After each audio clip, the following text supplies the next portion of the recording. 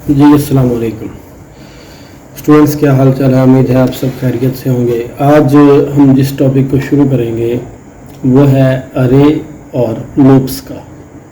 तो पहले मैं आपको थोड़ा सा इंट्रोडक्शन दूंगा अरेज का और उसके बाद हम लूप्स पढ़ेंगे और जहाँ फिर लूप और अरे का एक कम्बिनेशन होगा उसको भी उसके साथ ही स्टडी करेंगे। डेफिनेशन की तरफ चलते हैं जी। डाटा स्ट्रक्चर, सबसे पहले अरे जो है टॉपिक है ना जी, ये डाटा स्ट्रक्चर्स का है। ये बात ध्यान में रखनी है कि हर लैंग्वेज का एक डाटा स्ट्रक्चर भी होता है। जितनी लैंग्वेज भी आप पढ़ेंगे उनका आप डाटा स्ट्रक्चर्स भी पढ़ेंगे, वो कैसे डाटे को हैंडल करती हैं। तो data structure is use to store and organise data. Data structure डाटे को इस्तेमाल करने के लिए, स्टोर करने के लिए और ऑर्गेनाइज करने के लिए इस्तेमाल होता है। इसमें अब टॉपिक है डाटा स्ट्रक्चर में arrays. Array is a data structure that is used to store value of same data type. असल में अरे एक वेरिएबल ही है जो कि सेम टाइप के डाटा टाइप को स्टोर करने के काम आता है। अगर आप वेरिएबल की कीमत देखें तो वेरिएबल भी वैल्यूज को स्टोर करता था। अब मेजर डिफरेंस इन दोनों में है क्या, अरे के अंदर और वेरिएबल के अंदर। वेरिएबल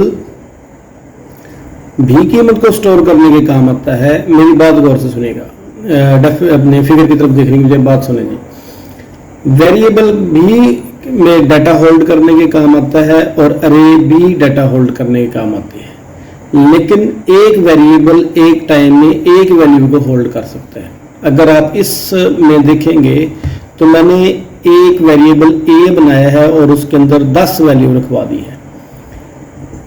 इसी तरह जब मैं दूसरा वेरिएबल हार्ड डिस्क में बनाऊंगा तो वो रैम में बनाऊंगा, तो ये मेमोरी है, रैम है, तो वो किसी और जगह जाके बनेगा। तो उसके बी वेरिएबल बनाया, उसके अंदर 15 रख दिया।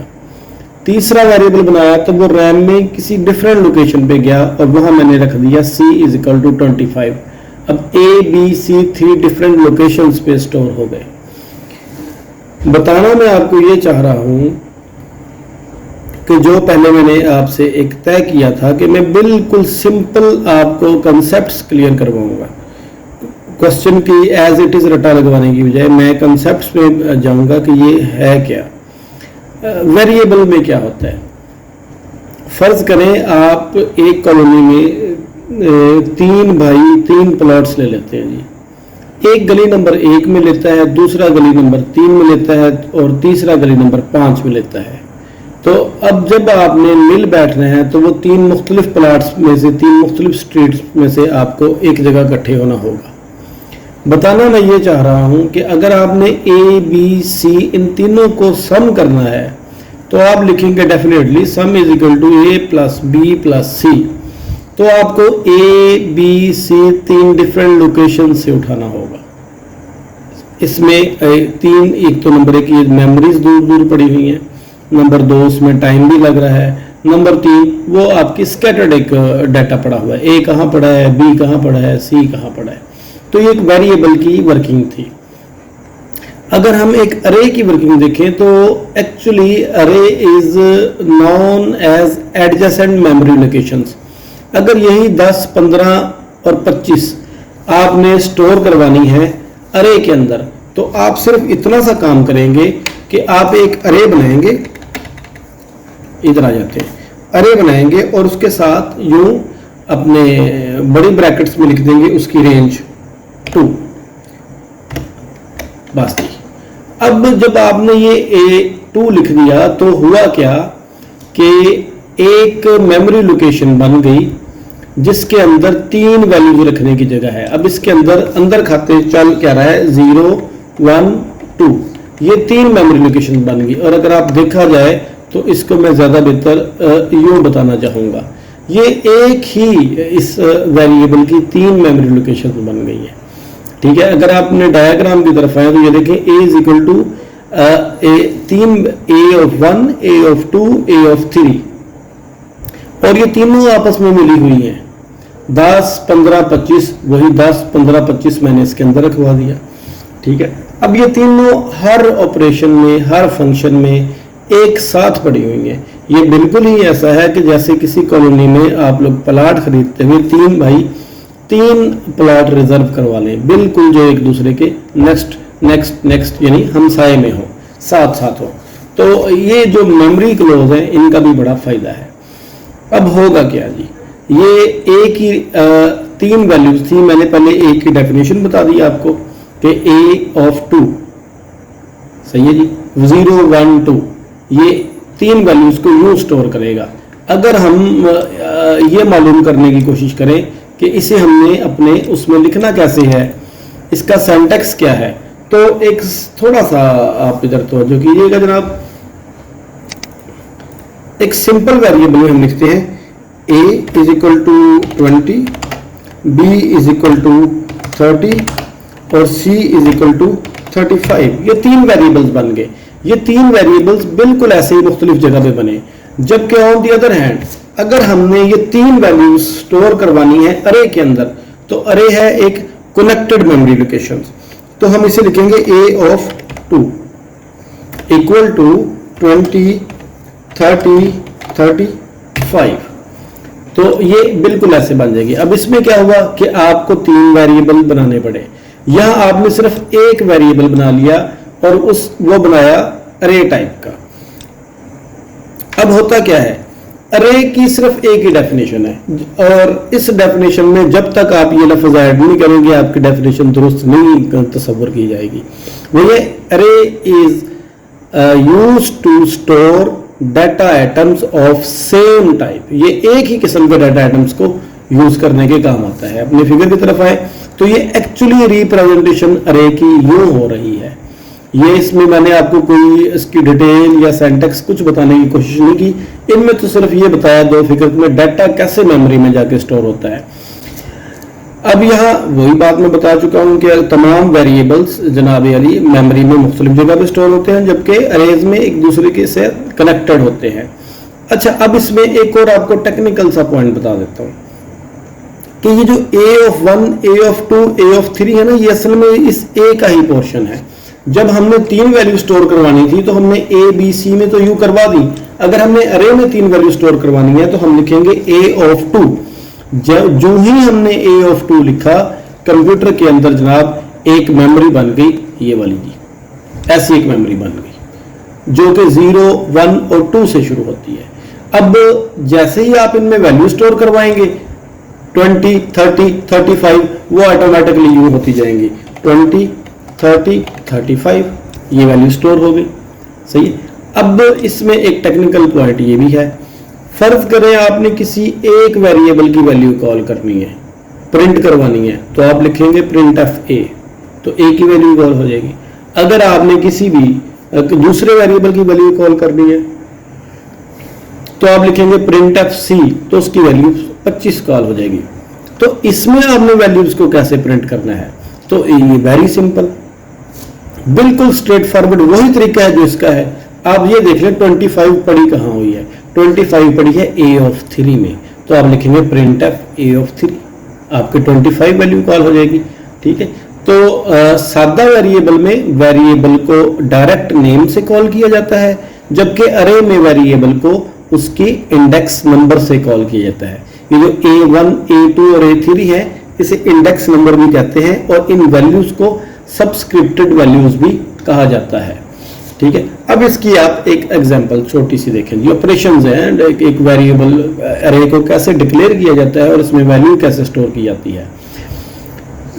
अरे टाइप का वेरिएबल बनाने के आपको सिंपल से एक छोटा सा असूल है कि आप फर्ज करें, पहले मैं देखता हूं एक सादा वेरिएबल में हम कीमत कैसे रखते हैं। हम लिखते हैं int a is equal to 10। यहां मैं 2 चीजें बता रहा हूं, data type plus name of variable, ठीक है, और इक्वल टू वैल्यू। समझ गए ना जी। एक सादा वेरिएबल में तो ये चीजें चलती हैं। Int a is equal to 10 में क्या होगा, ये इंट क्या है, ये डाटा टाइप है। ठीक है। a क्या है, ये नेम ऑफ वेरिएबल है, और इक्वल टू साइन के बाद क्या आ जाएगा, ये वैल्यू आ गई। इसी तरह अगर आपने अरे में चलना है तो आप यहां भी लिखेंगे डाटा टाइप, उसके बाद स्पेस नेम ऑफ अरे, और यहां आपने उसका डालना है साइज, बस। ठीक है जी। ये उसका साइज हो गया। आगे आप डायरेक्ट यही वैल्यू डालनी है तो आप इसके अंदर जाके जितनी आपकी वैल्यूज है ये करली ब्रेक्स के अंदर वैल्यू डाल देंगे और हर वैल्यू को आप 10, 20, 25, 35, 40 यूं कॉमास के जरिए अलग कर लेंगे। सही है। अब ये मैंने पहले एग्जांपल दे दी, उसके बाद सिंटैक्स दे दिया वेरिएबल का। तो इसमें मैंने क्या किया, अरे में मैं अभी आपको फर्ज करें इन टाइप का अरे है और उसके नाम है ये ए है और उसकी रेंज है 4 जी। अब होता क्या है जी, अब आपके पास एक मेमोरी लोकेशन बन गई है जिसकी रेंज क्या है जी, यहां हमने रख दिया 4। ठीक है, ये देखें जी, हाँ जी 4 मेमोरी लोकेशन हमारे पास बन गई। अभी इसमें थोड़ी सी कंफ्यूजन है। देखो जी, आपके पास 0 का ऑप्शन भी है, 1 का भी है, 2 का भी है, 3 का भी है और 4 का भी है। तो आपके पास ये जनाब मेमोरी लोकेशंस बन गई है। ये ले जी, इसको 9 बार्डर्स करने के बाद हाँ जी ये आपके पास 4 मेमोरी लोकेशन बन गई है।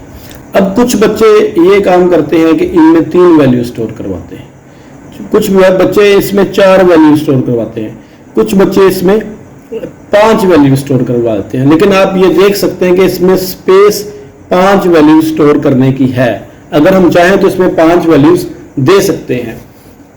जिस तरह ये देख ले, हमने A4 के अंदर हम जनाब ये देखते हैं 10, 20, 25, 30, 35 और ये ले जी 1, 2, 3, 4, 5 वैल्यूज मैंने इसके अंदर डाल दी हैं। अब ये जो 5 वैल्यूज हैं असल में काम तो यही है, ये सारा पिछला खत्म करते हैं। लो जी ये हो गया जी, एक अरे हमने बना दिया जी, एक हमने अरे बना लिया जी इंट टाइप का और उसके अंदर हमने 5 वैल्यूज डाल दी। ये 5 वैल्यूज है ना जी, इसको इक्वल टू साइन, ये जो 5 वैल्यूज है ना ये असल में जा कहाँ रही हैं, ये जा रही हैं इस अंदाज से। देख रहे कौन सी, 10, 20, 25, 30, 35, 10, 20, 25, 30, 35 ये यूं इसके अंदर चलती जा रही है। ये आपको इनकी वर्किंग बता रहा हूँ, इनसाइड मेमोरी ये काम क्या हो रहा है। बाज बच्चे ऐसा करते हैं कि इसके अंदर सिर्फ 3 वैल्यूज डाल लेते हैं जी। ठीक है जी, तो कोई मसला नहीं, आप लोग 3 वैल्यूज डाल लें, कोई इशू नहीं है। बाज लोग इसमें 4 वैल्यूज डाल लेते हैं और क्लेम करते हैं कि इसमें सिर्फ 4 वैल्यूज डाल सकती हैं। ये भी कोई मसला नहीं है, आप 4 वैल्यूज डाल लें। इन 4 वैल्यूज की रिप्रेजेंटेशन कुछ यूं हो जाएगी जनाब, ये नहीं, लेकिन आप ये देख लें कि आपकी एक मेमोरी लोकेशन खाली है। ठीक है, कुछ लोग यूं भी करते हैं। एक तो ये तरीका है इसके अंदर वैल्यू डालने का, दूसरा तरीका ये है, ये तो एक मेथड हो गया ना जी। अब हम देखते हैं दूसरा मेथड कौन सा है। इंट A of 4, ये अरे बन गया 4 मेमोरी लोकेशंस का। तो आप लिखेंगे A of 1 is equal to 10, A of 2 is equal to 20, A of 3 is equal to 25 और A of 4 is equal to 30। अब यहां हमने 4 वैल्यूज डाली हैं, जबकि मैं आपको ये बता रहा हूं कि एक आखिरी मेमोरी लोकेशन खाली है। सही है, लेकिन इसमें तो ये चारों मेमोरी लोकेशन फुल है, तो खाली कौन सी हुई, तो मेरे भाई कुछ भी नहीं हुआ, सिर्फ ये उठ के यूं हो गया सारा प्रोसीजर। ये वाली मेमोरी खाली हो गई है। जैसा कि मेरी एक आपके साथ कमिट थी कि मैं आपको ओरिजिनली बताऊंगा कि ये काम कैसे होता है। काम ऐसे होता है, फर्ज करें आपके घर में 5 रूम है, आप चाहे तो 3 इस्तेमाल करें, चाहे तो 4 इस्तेमाल करें, चाहे तो 5 के 5 इस्तेमाल कर लें। फुल कैपेसिटी आपके पास 5 रूम्स की है। चले एक दूसरे तरीके से बता देता हूँ आपको। फर्ज करें आपके पास घर में 5 रूम्स हैं, आप चाह के भी 6 रूम नहीं यूज कर सकते क्योंकि आपके पास कैपेसिटी 5 रूम्स की है। तो बिल्कुल ऐसा ही है, आप चाहे इसमें 1 वैल्यू डालें, 2 डालें, 3 डालें, 4 डालें, आप 1 से शुरू कर लें, आप 0 से शुरू कर लें, आप 1 से लेकर 3 तक चले जाएं, आप 0 से लेकर 4 तक चले जाएं, आप 0 से लेकर 2 तक चले जाएं, मेमोरी लोकेशन एंड में खाली रह जाएंगी, वो एक अलग केस है, लेकिन आपके प्रोग्रामिंग पे कोई असर नहीं पड़ेगा। तो ये देखें, सबसे पहला जो स्टेप है जिसमें हम एक अरे की डाटा टाइप और उसका साइज बताते हैं, उसे हम कहते हैं डिक्लेरेशन ऑफ एन अरे। सही है। अगर इसे हम रियल टाइम प्रोग्रामिंग में देखें तो ये कुछ ऐसे बनेगा।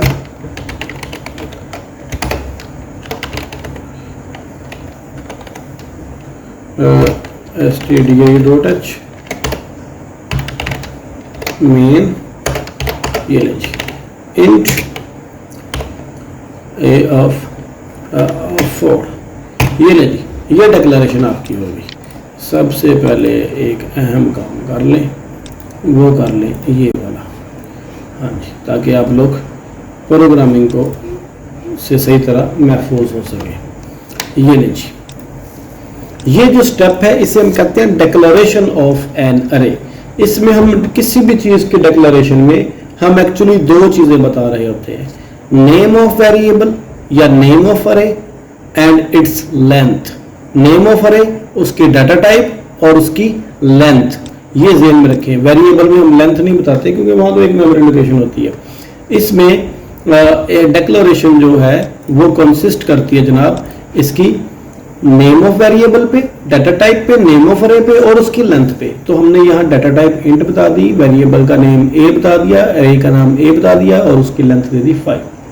अब दूसरे नंबर पे हम क्या करते हैं, इनको हम वैल्यू इनिशियलाइज करते हैं। ये देखिए 5 थी ना इसकी लेंथ, तो 5 की 5 को हमने वैल्यूज दे दी। अब हम जरा अपने साथ प्रोग्रामिंग भी जारी रखते हैं। हाँ जी, इधर आ गए जी, यहाँ आके हमने values they the int A of, उसके 0 मेमोरी सेल में हम क्या डालना चाहेंगे जी, हाँ जी, उसमें हम डालना चाहेंगे 10। ठीक है जी, और इसी को मैं कॉपी कर लेता हूँ।